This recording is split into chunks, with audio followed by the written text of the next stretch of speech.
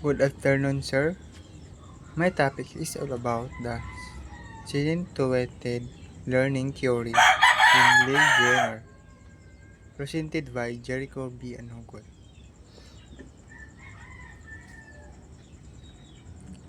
What is situated learning? Situated learning is the idea that knowledge is based learning in the same context in which it will be used.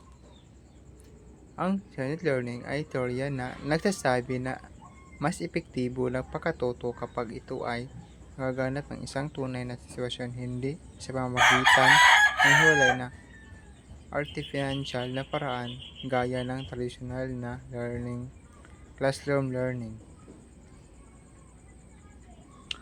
Key concept in social learning. Social learning emphasizes three case ideas. Learning is social. It begins with small participation and happens within a community of practice. Ang pagkatuto ay isang sosyal na proseso. Nagsisimula ito sa simpleng participation at lumalalim habang lumalahok sa komunidad. Hindi ito simpleng pagkuha ng impormasyon kundi bahaging tunay na gawain ng grupo. Pangatlo, legitimate peripheral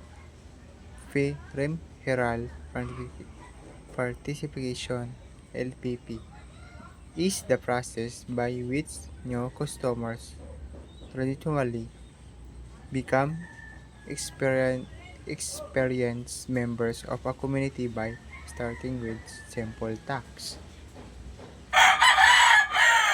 Ang LPP ay paraan kung saan ang mga baguhan ay unti-unting natututo. Nagsisimula sila sa madaling gawain at habang natututo, nabigyan sila ng mas mahirap na tungkulin.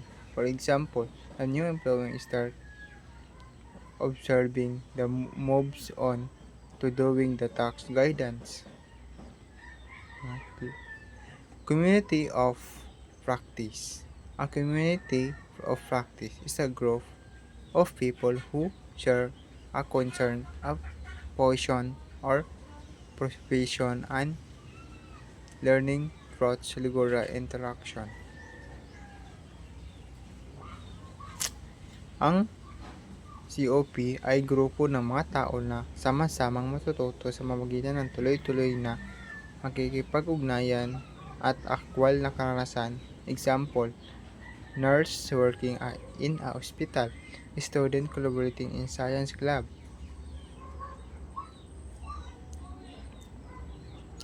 Example of universal learning situated learning. Learning occurs in the real world social environments where learning actively engage with others and the tasks. Ang mga sitwasyon ito ay nagpapakita ng situated learning dahil matututo ang tao habang sila ay aktwal na gumagawa at nakikipagsalamuha sa iba. Example, apprenticeships in a baker or shop, medical studies learning in hospital, group project in the classroom. Yun lang po, sir. Maraming salamat.